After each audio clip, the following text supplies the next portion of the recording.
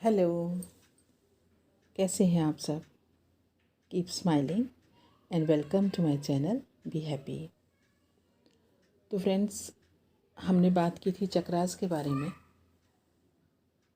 हमारे ही एक सब्सक्राइबर ने क्वेश्चन किया था कि इसके बारे में हम और भी आगे नॉलेज दें। तो आज बात कर रहे हैं रूट चक्रा के बारे में। जो हमारे 7 चक्रास होते हैं उसमें रूट चक्रा सबसे पहला है। रूट, जैसे कि इसके नाम से ही पता हमें चल रहा है, जड़, मूलाधार, मूल यानी कि जड़। और जड़ का काम क्या है? पेड़ के जो बाकी हिस्से हैं उनके लिए उस ज़मीन से ज़रूरी खाद, नमी, कुछ और पोषक तत्व सोख करके, खींच करके बाकी के हिस्सों में पहुंचाना। तो यही काम हमारे रूट चक्र का होता है। धरती से प्राण शक्ति को हमारे भीतर, हमारी मांसपेशियों में, हमारी स्किन में पहुंचाने का जो काम है वो करता है रूट चक्र। तो रूट चक्र को आज हम जानते हैं कि जब ये रूट चक्र इम्बैलेंस्ड होता है, प्रॉपरली एक्टिवेट नहीं होता है, तो उससे क्या क्या प्रॉब्लम्स हमारी बॉडी में आती हैं। जोड़ों का दर्द, जो कि आज ये बहुत कॉमन हो चुका है। जोड़ों का दर्द अगर है, हड्डियों से रिलेटेड कोई प्रॉब्लम है, हड्डियाँ कमज़ोर हैं, हड्डियों में दर्द रहता है, ब्लड की कोई प्रॉब्लम है, कैंसर, कितना फैल चुका है ये कैंसर आज, एलर्जी, और नॉर्मली जो खुजली हो जाती है, इवन अगर हमारी बॉडी पूरी तरह से विकसित नहीं है, शरीर का पूरा विकास नहीं हुआ है, तो ये भी रूट चक्र की इम्बैलेंसिंग के कारण होता है। हमारा शरीर बहुत नाजुक हो, बहुत जल्दी हम थक जाएं, या कभी कभी ऐसा होता है ना कि हम हकीकत से दूर कुछ सपनों की ही दुनिया में रहते हैं, या हमारे अंदर ईगो बहुत हो, अहंकार का लेवल कुछ ज़्यादा ही ऊंचा हो, या हमें कुछ अनजाने डर सता रहे हों। कभी कभी हम कुछ ऐसे डरों से घिरे हुए होते हैं जिनका रियलिटी में कोई अस्तित्व होता ही नहीं है। अगर वैसा कुछ हमारे साथ है तो हमें ये समझ लेना चाहिए कि हमारा ये चक्र इम्बैलेंस है। और एक चीज़ होती है, जिनके ये चक्र इम्बैलेंस होते हैं,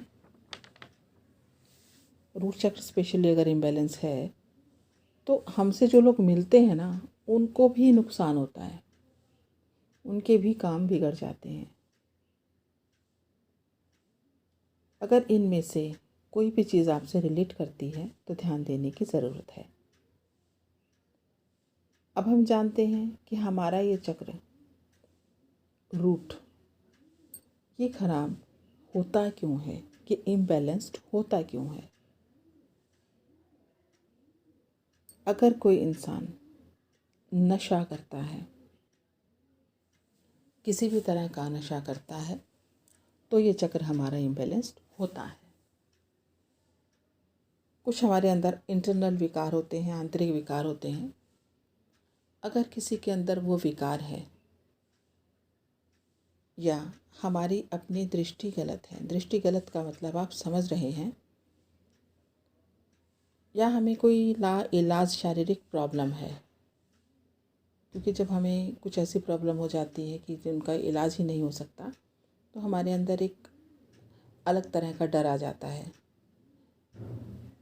तो इस वजह से भी हमारा ये चक्र इम्बैलेंस होता है। ब्लैक मैजिक किसी ने कराया हो, ब्लैक मैजिक अगर होता है तो क्या होता है, आत्मविश्वास में कमी आएगी पहले, तो इसी वजह से भी ये चक्र हमारा ख़राब होता है।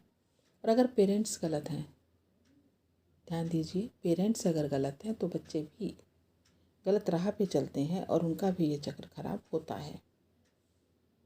चुगली करना, किसी के भी बारे में गॉसिप्स जो हम करते हैं, किसी को बहुत परेशान करते हैं।